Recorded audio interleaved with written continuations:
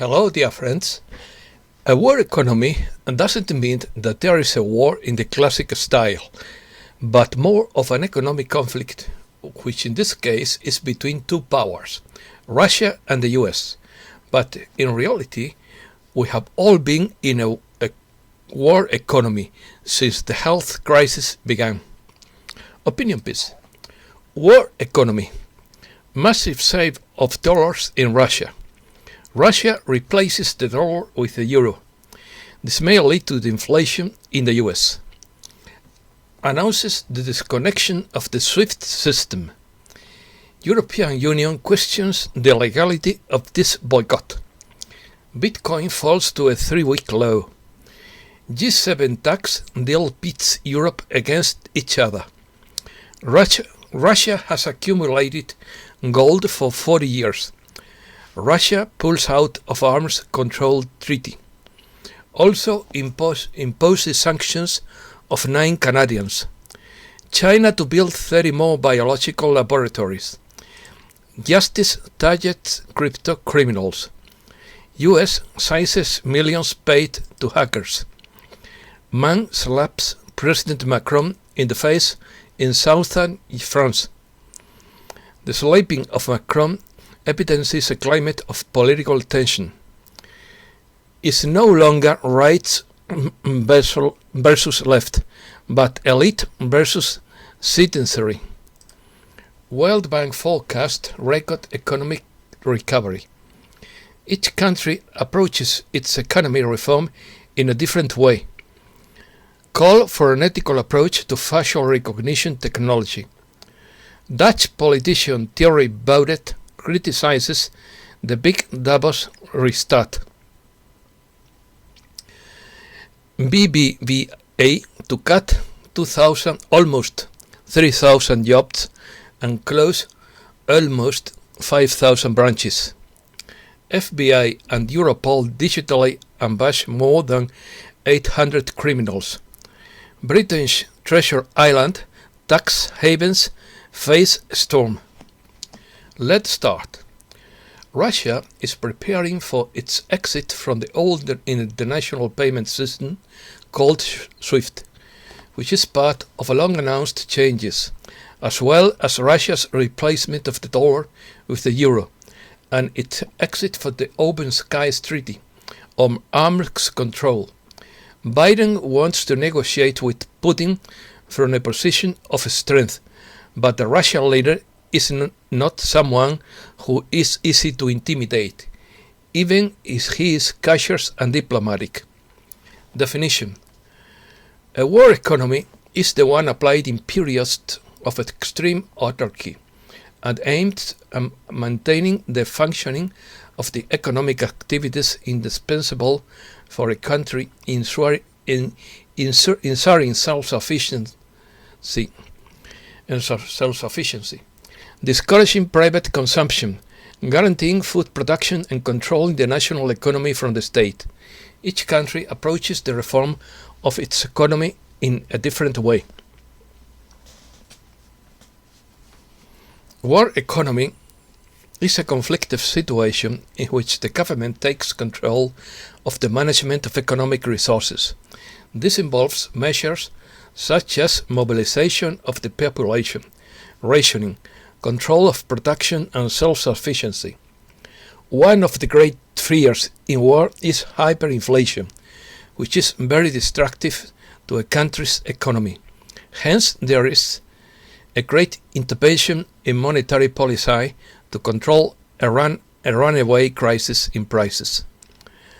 Russia is the largest country in the world and also one of the strongest economies, and has always been in competition with the US. Russia is one of the BRICS countries. The other BRICS countries are Brazil, India, South Africa, and China. It may not be the best economy in the world, but it is not the West either, as it still has a lot of potential, and many world leaders have realized this. And that is why they have been sanctioning it after the Crimean crisis. But even so, Many countries continue to have trade relations with Russia. Spanish exports have lost a lot of money because of the sanctions against Russia forced by the White House. Disconnection. Russia is preparing for a disconnection from the SWIFT system. Russia is preparing for additional sanctions, and serious work has begun to address the country's possible disconnection from international payment systems. Russian Deputy Foreign Minister Alexander Pankin taught parliamentary hearings in the State Duma. On Saturday, international rating agency Moody's released a statement admitting the risk of Russia's disconnection from the old international payment system. The issue of a possible Russian disconnection from SWIFT initially emerged in 2014 after the first sanctions against Russia. The Kremlin is now preparing for Biden to cut Russia off from the old international payment system SWIFT. In support of this war economy, First Deputy Prime Minister Andrei Belousov reveals that the government has spent a total of $55 billion to prop up the country's economy during the health crisis. Last week, Portuguese Foreign Minister Augusto Santos Silva said that the European Union would have to carefully discuss the legality of disconnecting Russia from the Society for Worldwide Interbank Financial Telecommunications SWIFT payment system before a decision could be made on the matter. Director Dmitry Shugaev of the Federal Service for Military Technical Cooperation revealed that the export order book for Russian defense products remained above $50 billion and stressed that the cooperative security system is one of the main indicators providing confidence for the future for our companies and the entire army. On the other hand, Prime Minister Mikhail Mishustin revealed that the government plans to gradually increase the country's share in the global liquefied natural gas market to 20% and stated that we are actively expanding infrastructure to increase deliveries in this direction and take firm positions there. On the other hand, Director Alexander Kozlov of the Ministry of Natural Resources revealed that Russia has accumulated a 40-year supply of gold, all of which has now been joined by the Ministry of Economic Development, which announces that it will maintain measures restricting Russian food and grain exports. Switch from the dollar to the euro. Russia prepares to shift currency liquidity to the euro. Russian authorities plan to switch the country's currency liquidity from the US dollars to the euro, the country's finance ministry announced Monday. In quote, "Our number one goal is to turn Russia into an euro-oriented country and thus replace the dollar with the euro," said Dmitry Timofeev, head of the Russian Finance Ministry's Department for the Control of External Restrictive Measures. Russia considers ordering state-owned companies to switch to the euro. A flurry of statements came out of Russia on Monday after Putin late last week criticized the US for using the dollar as a tool to wage an alleged economic and political war, he said in a speech to the St. Petersburg International Economic Forum. Amid a tightening of US and European sanctions, most recently around the Nord Stream 2 pipeline, Putin also suggested a more acceptable scenario in which European nations pay for Russian gas in euros, amid what looks like a broader de-dollarization effort, including Russia's sovereign wealth fund deciding to dump all of its dollars and dollar-denominated assets in favor of those denominated in euros or yuan, or buy more precious metals such as gold. Excuse me.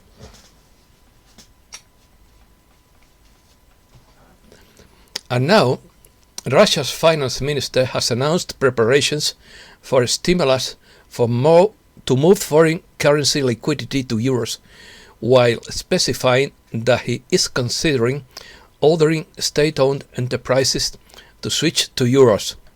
In addition, Moscow said it is responding to calls for more sanctions and is preparing for a possible disconnection from international payment systems.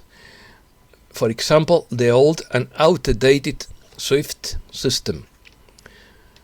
However, a couple of hours later, the finance ministry walked back some of the more provocative earlier official statements. In quotes, Russia will rely on economic means to encourage businesses to switch from the dollar to the euro and doesn't plan restrictions on the use of the US currency. He noted. Inflation. Massive sell-off of Russian dollars highlights inflation concerns. Russia's decision to cut the US dollar from its national wealth fund reveals growing inflation concerns in the US, said Navigator Principal Investment Consultant Kyle Shostak. In quotes, the sell-off in the Russian dollar also highlighted the sudden growing concerns about inflation in the US. Shostak said, with so much stimulus money pumped into the economy at an all-time record level, nearly $6 billion since the start of the crisis, many bankers are rightly questioning the dollar's continued dominance. Investors are worried that the money printing machine will cause inflation in the very near future. Russian economy continues to recover. Russia's gross domestic product expanded 10.7% year-on-year in April, according to the Ministry of Economic Development, which projected abnormally high GDP growth for May. Although the economy is recovering faster than expected, it makes more sense to compare its pace with the 2019 level, Economic Development Minister Maxim Reshetnikov told Izvestia newspaper. The ministry forecasts economic growth of 2.9% this year. Putin says values of supporting the vulnerable underpin Russian civilization. Russian President Vladimir Putin has declared that love and brotherly care for those in need are the values shared by his country's citizens and are essential to maintaining the essence of their traditional culture and society. Putin stressed the importance of helping the vulnerable. In quotes, the very values of mercy, love for one's neighbor, and support for the needy unite and consolidate the entire centuries-old history of our people. They form the spiritual basis of Russia's traditional religions, he said. Cancellation. Putin signs law pulling Russia out of Open Skies Treaty. Russian president formalizes Moscow's exit from the pact ahead of a much-anticipated Geneva summit with Joe Biden and Vladimir Putin on Monday, signed a law formalizing Russia's exit from the Open Skies Arms Control Treaty, a pact that allowed unarmed surveillance flights over member countries. Russia and hoped Putin and his US counterpart Joe Biden could discuss the treaty when they meet later this month in a summit in Geneva. Russia imposes tit-for-tat sanctions on Canadians. Moscow says entry bans on 9 Canadians are retaliatory measures for sanctions imposed on Russian officials in March. Russia has announced tit-for-tat sanctions against 9 senior Canadian officials, including the Justice Minister, following similar measures by Canada over the treatment of Kremlin critic Alexei Navalny. Russia's foreign ministry said in a statement Monday that the 9 Canadians have been banned from entering Russia for an indeterminate period. The World Bank forecasts a record recovery of the global economy this year. The World Bank revised upwards its projection for global economic growth in 2021 to 5.6%, or 1.5 percentage points above the previous forecast published in January. US. Bitcoin falls for 3-week low. The cryptocurrency fell to a 3-week low on Tuesday amid signs of caution from institutional investors as the head of the Internal Revenue Service called on lawmakers to grant authority for stricter rules on crypto transfers. Bitcoin plunges 10% as China, US tighten nose around cryptocurrencies. The price of Bitcoin fell to its lowest level in more than a week on Tuesday amid concerns about US monetary policy and China's continued tightening of cryptocurrency regulation. Investors are also tracking the possibility that the Federal Reserve may begin to pull the plug on its liquidity-boosting quantitative easing program. Trump calls Bitcoin a scam for competing against the dollar. The former president on Monday called Bitcoin a likely scam on Fox Business and complained that it is competing against the dollar, which he wants to be the currency of the world. During an interview on Fox Business, host Stuart Barney asked Trump what he thought about the popular cryptocurrency and whether he would invest in it.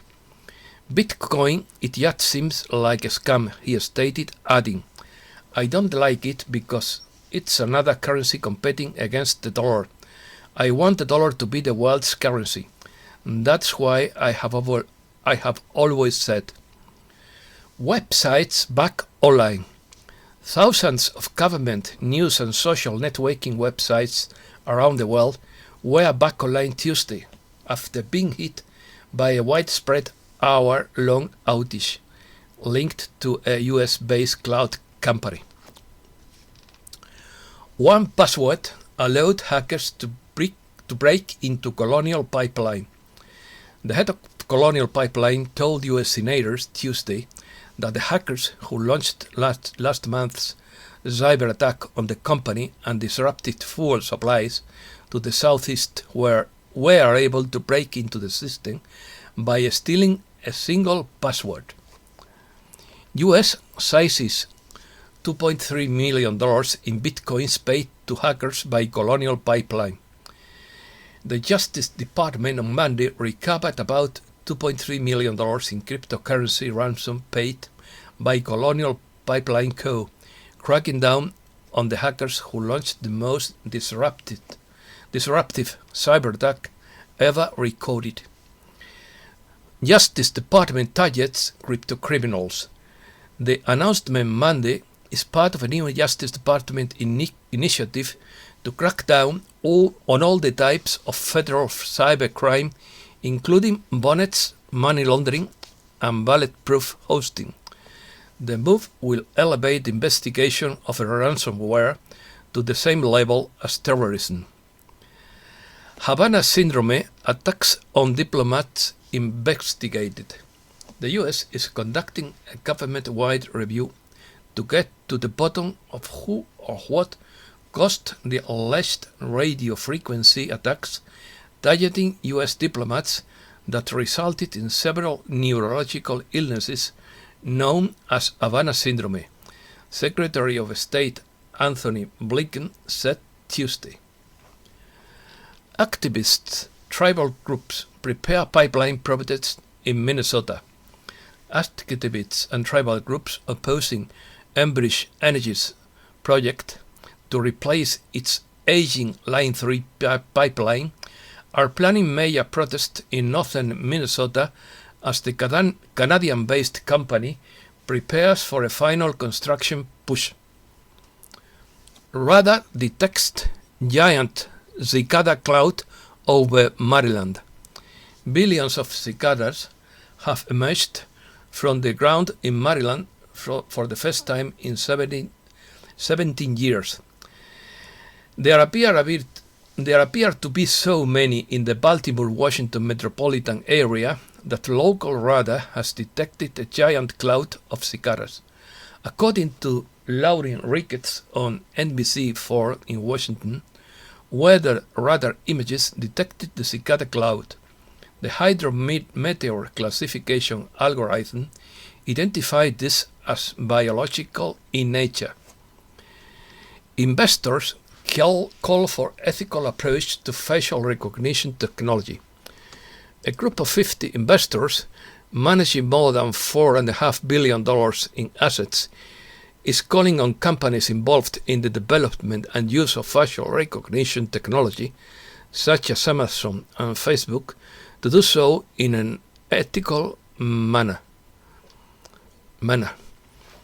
Colombia investigation. Representatives of the Inter-American Commission of Human Rights met with Colombian officials on Monday ahead of a 3-day visit to gather information on possible right abuses during nearly 6 weeks of anti-government protests. Cleanup. Global operation against organized crime. Spy phones in gangsters' back pockets are exposing hundreds to police. A worldwide operation in which organized crime gangs sold encrypted phones that could monitor law enforcement officials had led to more than 800 arrests and the seizure of drugs, weapons, cash and luxury cars, authorities said Tuesday. FBI and Europol digitally ambushed more than 800 criminals worldwide. More than 800 criminals were arrested in a joint macro operation by intelligence agencies from the US, the Netherlands, Australia, and 16 other countries. To its successful end, millions of encrypted messages on criminal networks were reviewed, Europol has revealed.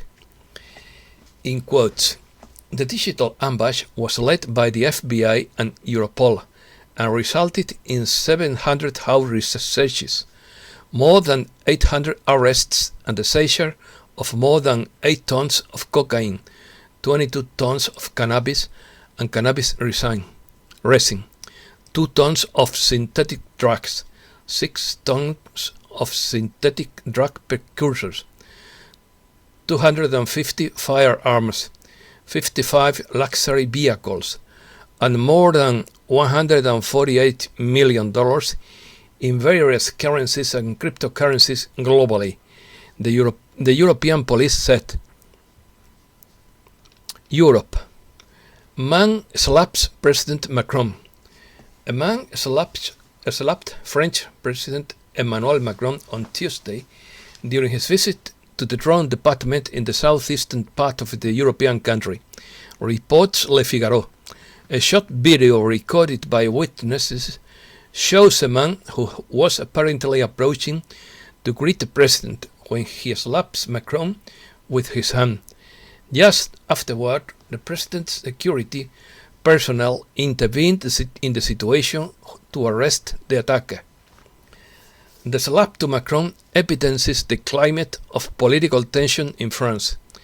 It could have remained in the anecdotal, but the cake that spontaneous threw this Tuesday to the French president during an official trip has been felt in France as the drop of water of an atmosphere of growing tension and political hostility sponsored by the echo of social networks.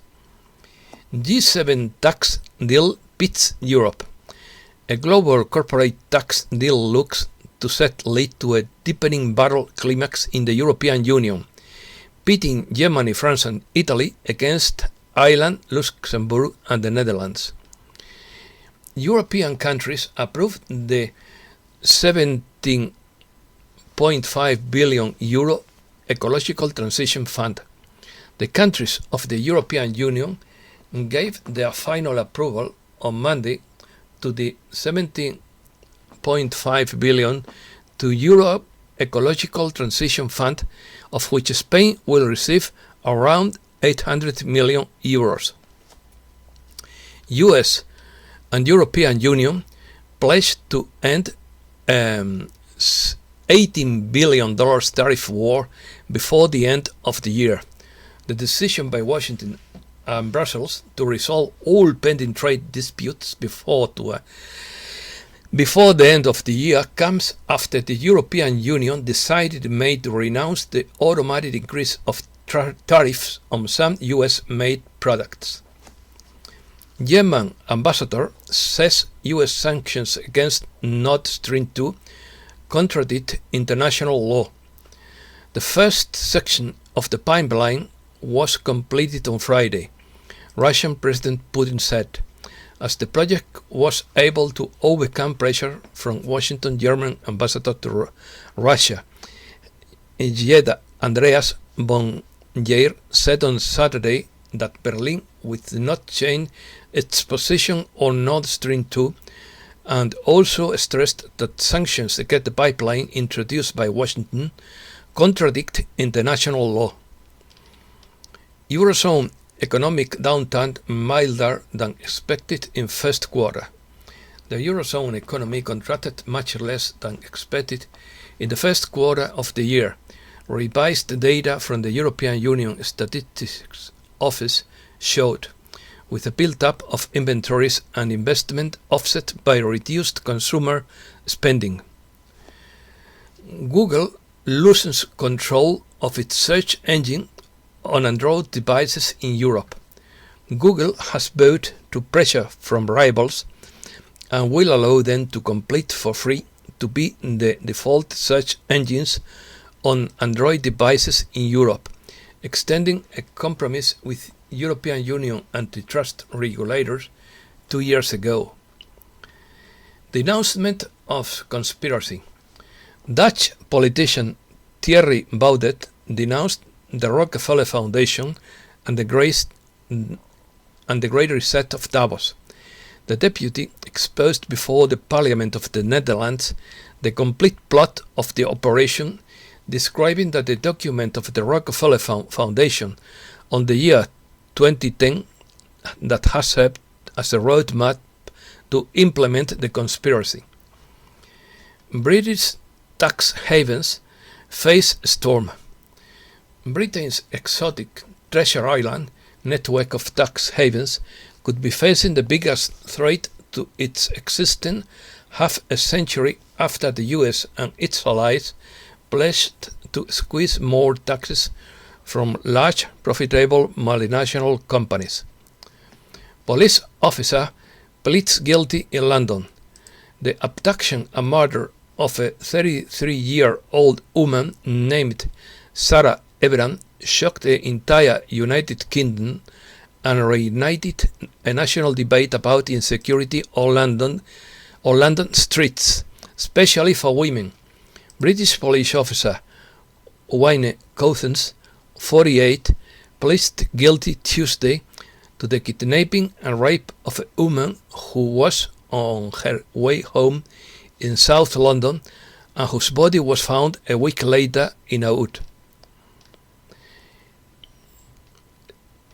BBVA to cut almost 3,000 jobs and close almost 5,000 branches.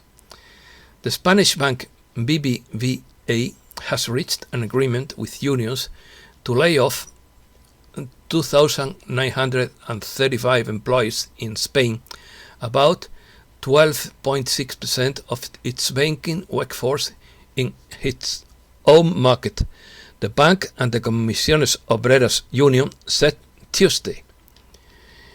Genocide conviction against former Serb military chief Ratko Mladic upheld. United Nations war crime judges on Tuesday upheld a genocide conviction and a life sentence against the former Bosnian Serb military commander Ratko Mladic, confirming his central role in Europe's worst atrocities since World War II. Lebanon's president approves fuel loan to generate electricity. Lebanon's President Michel Aoun on Monday approved an exceptional loan of up to $200 million for the state-owned power company to import fuel for generation before supplies run out, according to an official statement. Everyone knows that the Lebanese state is bankrupt. China. More Chinese companies could fall under investment ban. President Biden's order last week banning U.S. investment in certain Chinese companies is broader than a similar one signed by his predecessor and has a lower bar, making it easier for more companies to join later.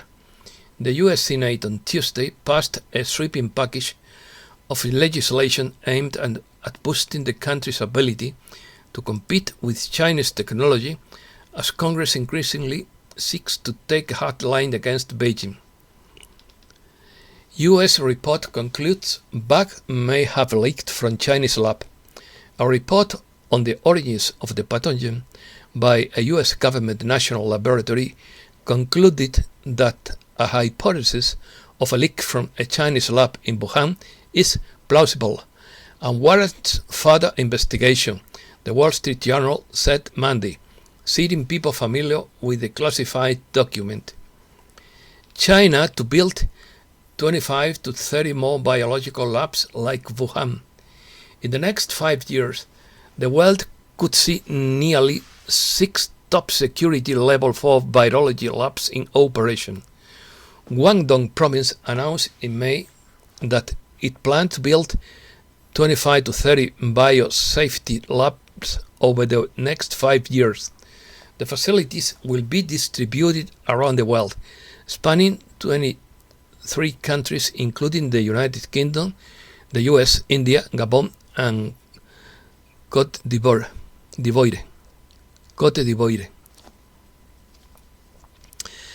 The current Institute of Virology is the focus of an investigation by US authorities into whether it could have been leaked from its laboratory. 75% of these facilities are or will be built in urban areas, which has experts around the world concerned about the possibility of more lab leaks in quotes. The solar eclipse on June 10th will be partial in Spain and the farther north the greater. On June 10th there will be an annular solar eclipse that will be completely visible in northwestern Canada, northern Greenland and part of the Arctic Ocean and northeastern Russia, and in Spain it will be partial and will hide 20% of the solar's diameter in the northwestern peninsula. And that's all for today. Thanks a lot, dear friends.